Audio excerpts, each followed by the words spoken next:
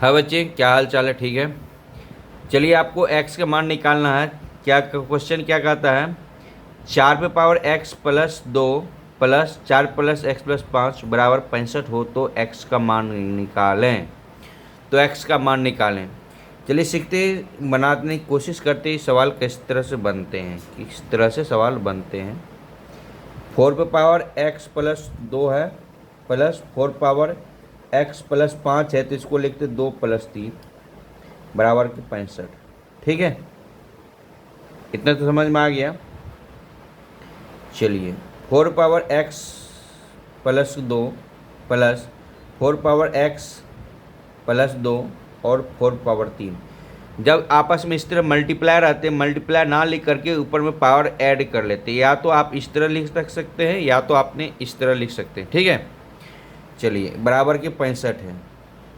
ठीक, चलिए इसमें और इसमें 4 power x plus 2, 4 power x plus 2 दोनों में है, दोनों में एग्जैक्ट है। तो दोनों को हम क्या करते हैं, कॉमन ले लेते हैं। 4 पावर x प्लस 2 कॉमन ले लिए, यहाँ से कॉमन लेंगे, यहाँ नहीं कुछ बचेगा तो एक, इसमें क्या बचेगा 4 पावर 3 बराबर 65। ठीक है, इतने हो गया।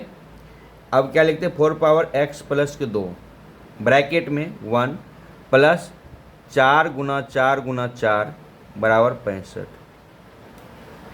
ठीक है, तो 4 पावर क्या होगा x प्लस 2 मल्टीप्लाई में क्या होगा 1 प्लस 4 चौक 16, 16 चौके 64, क्या हो जाएगा 64 हो जाएगा और 65।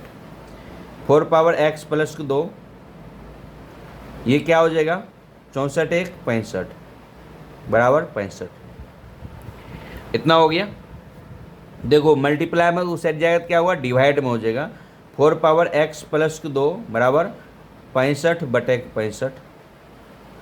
4 पावर x प्लस 2 बराबर 1 और 4 पावर x प्लस 2 और 4 पावर 0 लिख सकते हैं हम आसानी से।